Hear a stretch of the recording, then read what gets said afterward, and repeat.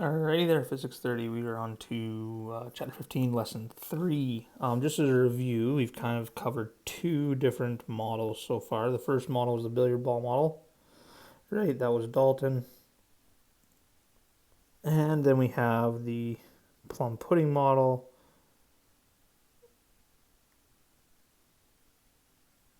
Right, plum pudding model going on. And that was Thomson. Okay, Thomson. You guys get the idea. All right. Now the issue is that we kind of are going to keep developing new models as we go. So first we have Rutherford's experiment. So determine the internal structure of the atom.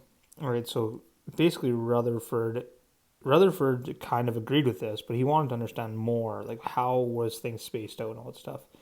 And so what he did is he decided to set up a detection screen here, and then he fired alpha particles, which he got from radioactive source, right, at gold foil. The reason I picked gold foil is because you could get pure gold relatively easily, and you could also get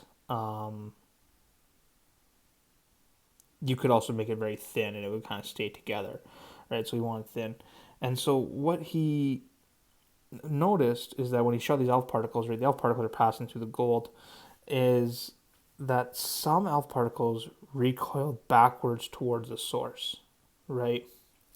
And so what that means is if things were a plum pudding, right, and I shoot an alpha particle, which is two positives, right, there should be nothing strong enough in the plum pudding model to make it bounce back, right? There's some electrons in this positive fluid. It should go through this positive fluid or hit an electron and maybe scatter a little bit, but not come backwards. And so the whole idea is that if you're having a particle go in and then bouncing back out, there has to be something large for it to bounce off of, right? And so what he realized is that he considered this. He basically said this proves the plum pudding model is not correct. And so his idea was that Rutherford proposed atom consists of mostly empty space with a centrally charged core that is positively charged, surrounded by the negatively charged electrons. So he's kind of the first one that gets the idea of a nucleus. All right. This model has a Coulomb force of attraction trying the central force, and the electrons are moving fast enough. Okay, so he's got a pretty good idea. He's got a big nucleus that's positively charged, and then he's got negative sized electrons, right, that are orbiting. Okay, now the way that they're orbiting is much like the moon orbits the Earth, right? They have a velocity that way and an acceleration towards center, right? And that's what's causing them to orbit around as we go.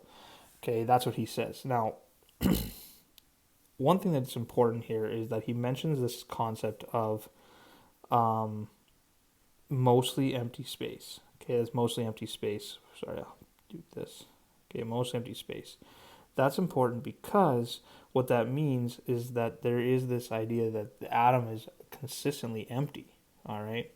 So what that means, and this is important, and this is interesting, I guess, is that you could fit the entire human race in the volume of a sugar cube. All right. So think about a sugar cube, right?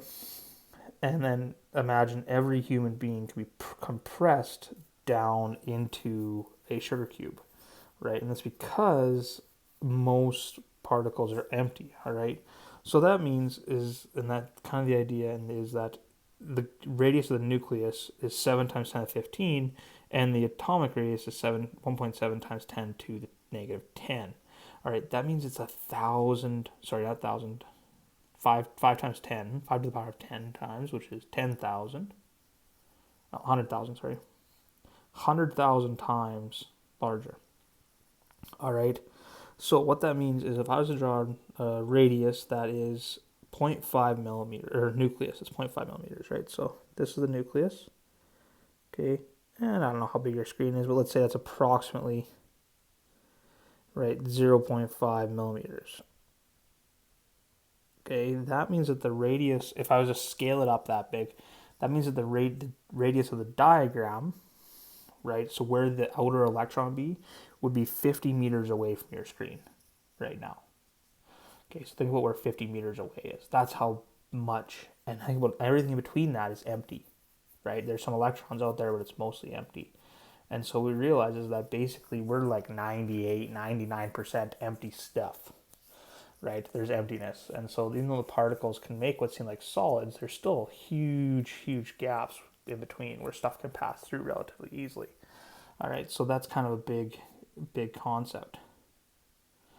All right. So there was two things that were problems with Rutherford's model though, right? So the first problem was that from Maxwell that when particles accelerate, they radiate EMR, and eventually they have to lose energy, right? And so the issue with with Rutherford's model is it didn't explain that as these electrons went around, right, they're going to lose energy. They're going to lose energy. Which means what should happen is if they lose energy, they should eventually spiral in and destroy themselves. But they didn't do that because they exist, right? So that shouldn't happen, all right? The other problem was he couldn't explain why hydrogen and hot helium had different line spectrums, why different elements had different line spectrums, all right? And those line spectrums are something we're going to kind of get into a little more. This is what we saw when we had that cathode ray tube, and I had you guys look through those spectrometers, right? Look through those little tubes, and you can see the different lines. Okay, that's kind of what I'm talking about here. All right, so the person who, whoa, sorry about that. Don't know what happened. Okay. So the person who then came up with the next model, so we had Dalton's with billiard ball, then Thomson's plum pudding. Now we're finishing Rutherford's nucleus model. Now we're going to have Bohr's model. And this is probably the one you've seen the most, okay? This is the one that kind of the idea. And Bohr's model looks like this. It's a nucleus with rings around it. Okay, with rings around it. Now, these rings are for energy states, okay? And so what they understand is basically Bohr is based off this idea of spectra, okay? Things producing spectra. So a solid, when you heat it, creates a continuous spectrum, right? So you heat it up, you pass its light through a prism, and you get this whole big thing, right? Okay, because solid's made of lots of elements and stuff like that, and or not lots of elements, but it's made up of a high number of elements. But what we notice is that if we went into a gas, okay, if we went to a gas, and when you have a hot gas emit, a bright line spectra is observed. And so what we notice is that if I heat up a gas and I pass through a prism, I'm going to get just certain lines, okay? So a solid gives me all of these different colors. But a hydrogen, I only get these colors. No matter how hot I heat it up, no matter how much I change, I only get those colors, right? And so they're very specific distances apart, these colors. All right, and they're very specific energy levels apart, right? And there's kind of this idea, okay, well, this has to do with something. Like, how do we explain this? And that's where Bohr comes in. Bohr's model, using this, explains why we get this. Okay, and I've kind of covered this a little bit with you guys, but all right. So that's a line emission spectra. Okay, emission means that the gas itself is emitting. Okay, emitting the light, all right? Then there's absorption. And this is where we have white light going through, and this is where it absorbs. And so what we notice is that the lines that something emits and absorbs are the same, right? They're very specific, right? Okay, they're very specific. So hydrogen can only emit this red, not this red, doesn't, or it can only absorb this red, right? Or it can emit or absorb this green, or it can emit or absorb this blue, or it can emit or absorb this violet, right? And so that's the concept, is that we're sitting here kind of understanding, well, why does hydrogen behave this way, okay? And then we go and we say, okay, well, now we notice that the solar spectrum, right? So solar spectrum would be what's coming from the sun, is that we have sodium has that, mercury has this, lithium, hydrogen, right? These all come from here. And if we look at the solar spectrum, there's these dark lines that match up with these different elements. Okay? And so that tells us if all these dark lines match all of these elements, and these dark lines are coming from the sun, what does it tell you the sun is made from? Well, the sun is made from these elements. So the sun is made from hydrogen, lithium, mercury, and sodium, right? And that's kind of the idea. So basically, you can figure out the composition of the atmosphere of the sun, okay? And that basically gives us the ability to look at any light and decide what elements are creating it, all right? So this is the basic one. He did this in 1814, right? 1814, a long time ago. And he had a pretty good estimate. But now if we spread the spectra out and we do this, when we actually look at the spectra, this light coming from the sun is this spectra. So we think of the sun's light as white light, right? Like this screen, it's giving you everything. But it's really a combination of these lights, what's missing, this black spot, that black spot. Like it's missing certain spots because its elements, right, dictate where we have lines and don't have lines.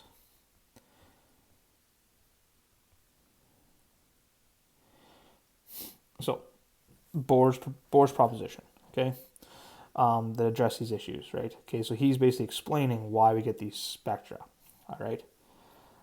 So the first thing he says is the electron can exist without radiating energy only in certain orbits around the nucleus. So what he said is that we can't just have the electron anywhere, right? So there's nucleus, and Rutherford's model, so the electron can be anywhere in here, right? Bohr is saying, well, the electron can only be here, or here, or here. It can only be in those spots. It just can't exist. These are no zones, right? It can only exist there. All right, and he's going to define them and call them what's called energy levels. All right, so these are stationary states that have specific energy levels. All right, so now we have different energy levels. So this is level 1, level 2, level 3, right? It's different levels. Okay, and then the Coulomb force causes central force an electron by the nucleus, and the energy of the orbit is the electron's kinetic energy plus the potential energy between the electrons and the nucleus. So we have basically kinetic and potential energy, and there's overall energy to begin with. Okay, so what he did say though that was very interesting, and this is where we get into the weird behavior of electrons again. Remember, if we observe an electron going through two slits, it does something weird, right? We get into the weird behavior of electrons is that the electrons, there's our nucleus, here's energy level 1, 2, and 3. If there's an electron here, okay, it can't exist in between, but somehow it can jump. This electron can jump to there. It can also jump to there. Or an electron that's here can fall to this level or fall into this level, right? And so what we're noticing is that electrons can make transitions between stationary states. But in order to do that, if you think about it, right, what we're doing, if we're here, right, my energy is potential energy, right, and kinetic energy. When I jump from here to here, I'm going to gain potential energy, right? But I'm going to lose kinetic, so I got to slow down a little bit. And so there's this change in energy. There's a change in energy happening, whether you go out or in. And so that's important, is how do we have a change in energy? And so basically what it is to fall in, right? If you think about gravitationally, to fall in, it doesn't take extra energy to fall in. When you fall, you actually have to slow down, so you lose energy. So going towards the nucleus is losing energy, but to get away from the nucleus, you have to gain energy. All right? And so what that means is that there is this idea that photons are the energy that's gained or lost. And so we have HF, right? HF is the photon energy in EV or joules. And then you have the upper energy level or the lower energy level, okay? And they jump closer to the nucleus, right? So if you jump towards the nucleus and photons emitted, if you absorb a photon, you'll go away from the nucleus, okay? That's kind of an important piece. All right, so what you can kind of think about, a really good idea is that if you have a bookcase, so think about them on a bookcase, right? So books on a bookshelf, right? So here's my bookshelf, and I've got, I don't know, let's say, all right, like that, okay? So if I have a book on the first shelf here, on the first shelf, if I want to get it up to the third shelf, okay, I have to add my energy to it. right? I have to add my energy to it to allow it to go up there, right? To allow it to go up there. And so when I get it up there, so in a bookshelf, right, I can just pick it up and move it and add my energy with my hand, right? But in electrons concept, if I have an electron that's trapped here, right, so I can just use my hand.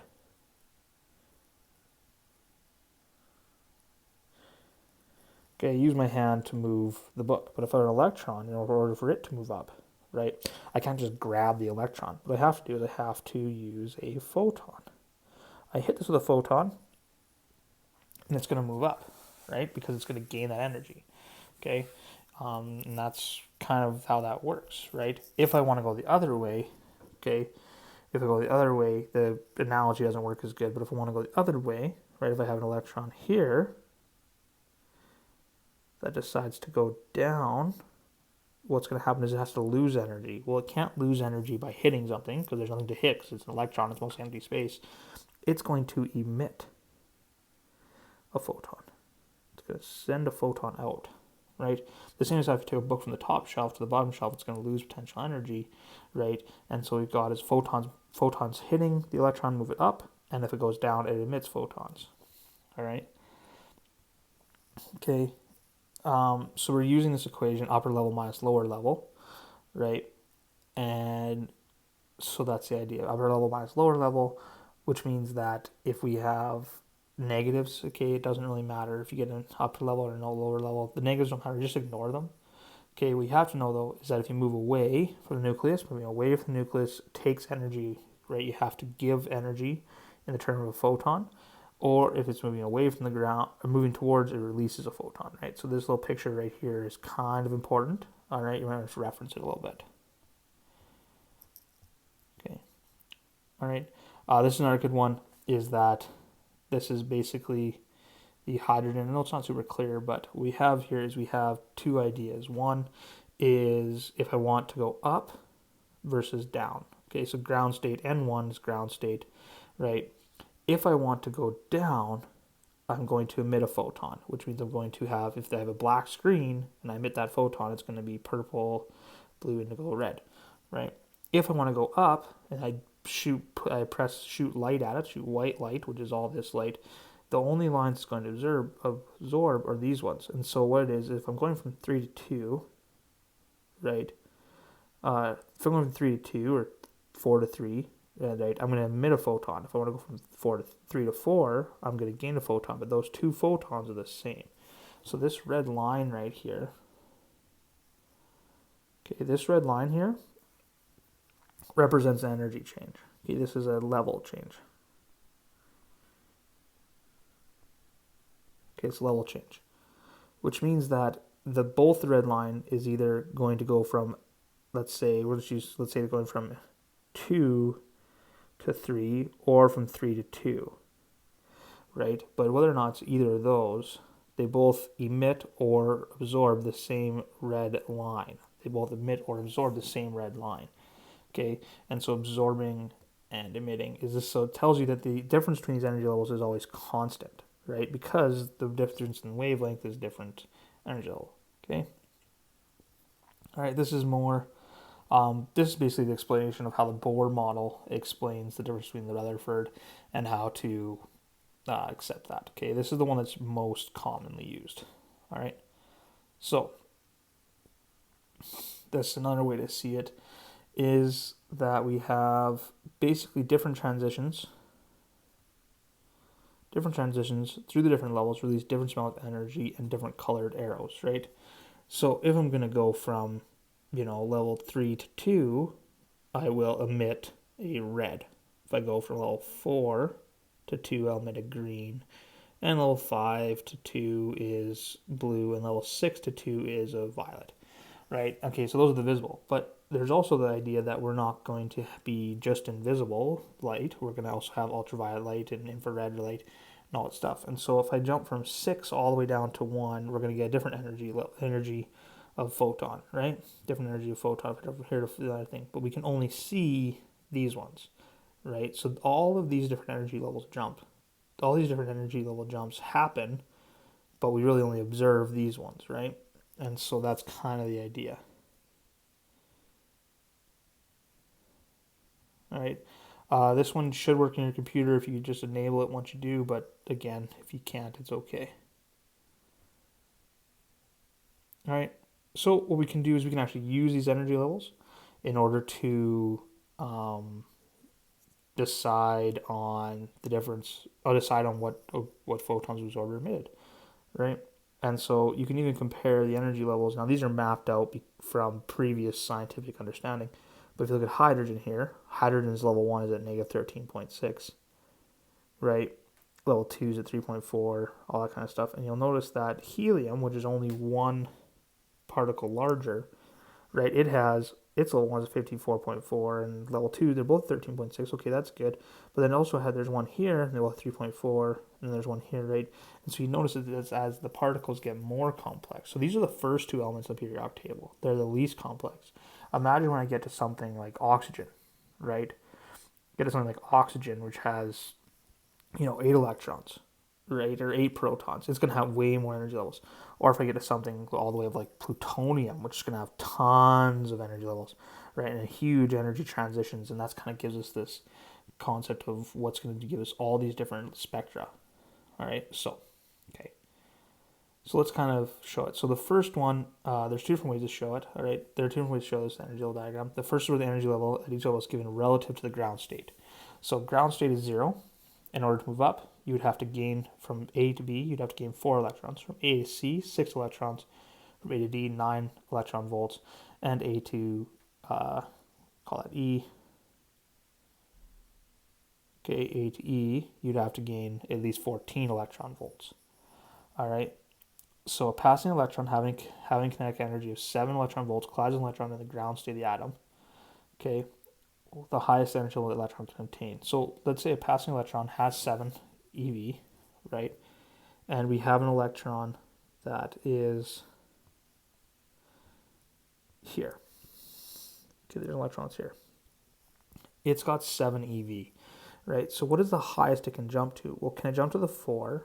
Yeah, it can jump to the 4, but it actually can make it all the way to the 6, right? Can it make it to the 9? And the answer is no, because there's not enough energy in order for it to get to the 9, right?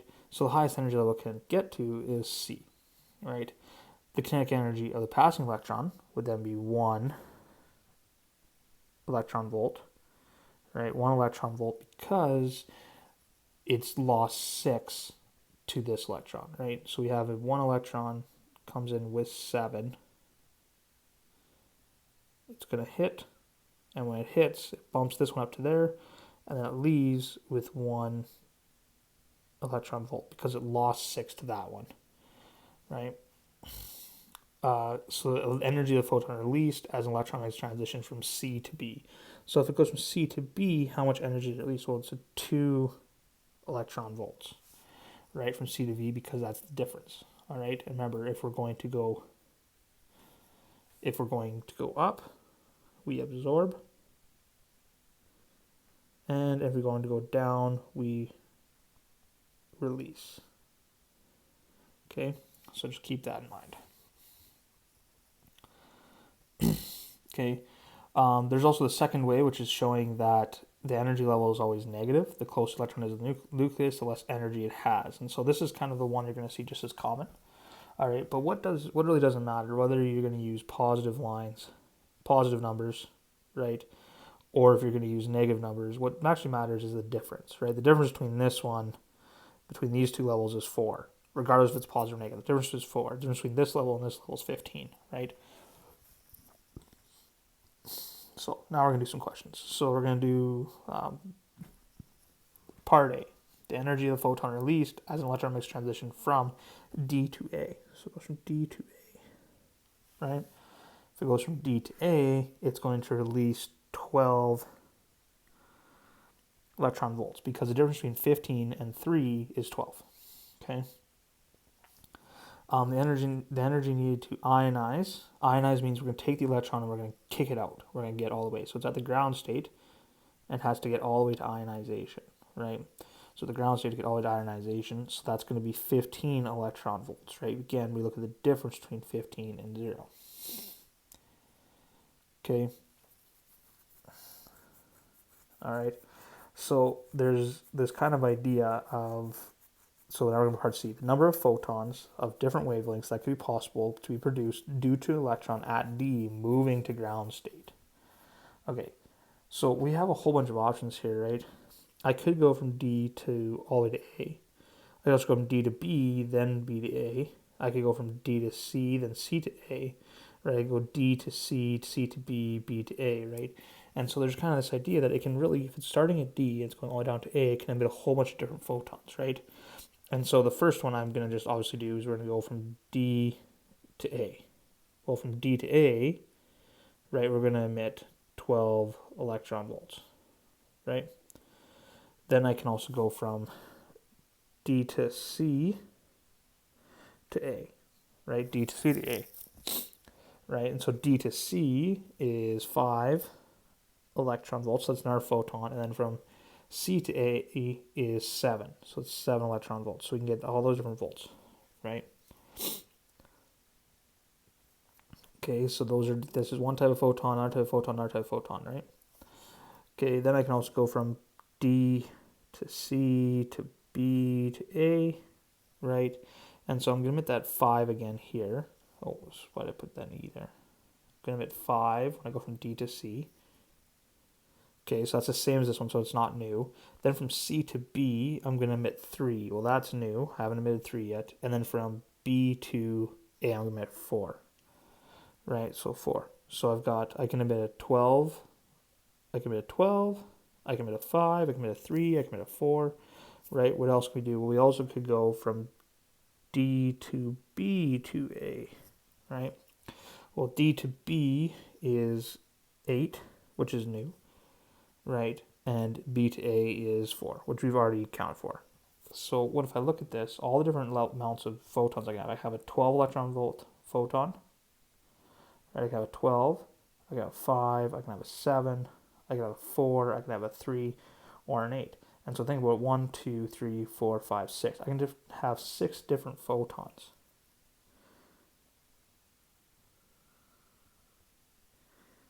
Six different photons that can be released due to this transition. Just getting from D down to A, I can release 6 different types of photons. Okay, and that means I can have 6 different wavelengths of light, right? And that's an important piece. Okay, so use the following energy well diagram for hydrogen to calculate the wavelength of the photon emitted when the electron makes a transition from energy 3 to 2. Okay, so we're going to do from 3 to 2. Whoa, where did I go here? We're going to go from 3 to 2. 3 to 2. And so what it is, it's always E of the upper minus E of the lower.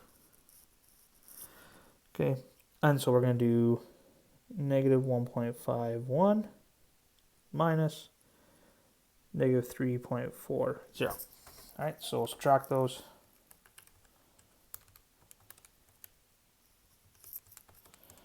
And you're going to get a difference of 1.89 electron volts. Okay, that's how much energy is lost, right? But it doesn't ask for just energy, it asks for the wavelength, right? The wavelength. And so I have to use that. So now I know E equals HC over wavelength. And so then wavelength equals HC over E. Okay, now when we go to do this, we want to make sure that we use the right electron volt. Where's my formula sheet? Okay, we got to use the right H value because things are in electron volts. So we're going to use the H value of 4.14 times 10 to the 15 times 378 divided by 1.89. And what you're going to get for your wavelength is 600 or 6.57 times 10 to the negative 7, or we can put it into what we understand a little more, is 657 nanometers, right? And that tells us that it is in the visible light region. So the answer is 657 nanometers, and it's in the visible light region, okay? And so that's what it emits when it goes from 3 to 2. If it went from 2 to 3, then it would absorb that. Okay, So here's this question. This is a lot going on here. Okay, a powerful laser with an output of 1 watt. Okay, releases photons with a wavelength of 532 nanometers. If these photons are emitted due to transition of electrons to an energy level of 17.4 eV, what was the initial energy level of the electrons? All right, so what we've got here is we have this idea of its power of 1 watt. So its power is joules per second. So we have 1 joule per second. Okay, that's its power. We know the wavelength is 532 nanometers. Okay, and we know that the energy level 2, right? So they're emitted by going to an energy level. So the energy level of the lower, right? The energy level of the lower is negative 17.4 electron volts. Okay, it's asking for what was the initial. So E upper is what we're looking for. All right.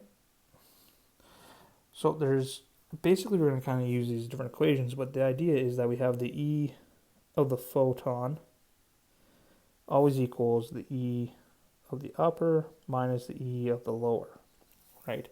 So the E of the photon we know is hc over lambda, right?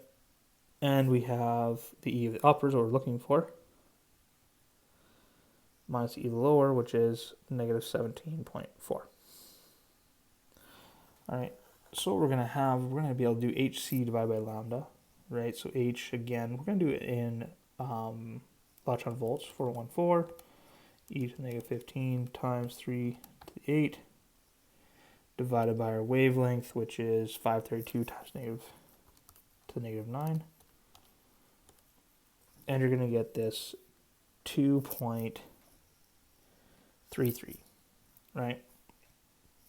And what you're going to do to that is you're going to add negative 17.4 to that.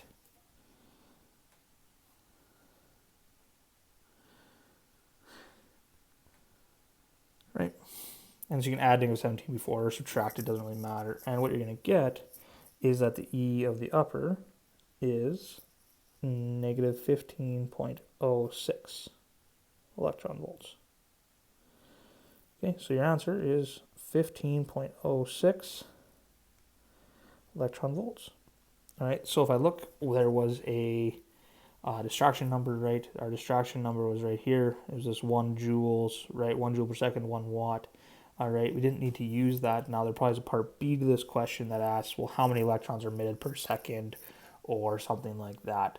All right, but this is a pretty good question. Kind of leads us to understanding a few things. Okay, questions about that? I guess you can't ask them right now. And that's the end of that. All right, read questions 14, 15 anticipation guide and do question practice problems 23, 25. Sorry for the longer video, you guys. Hopefully this makes some sense.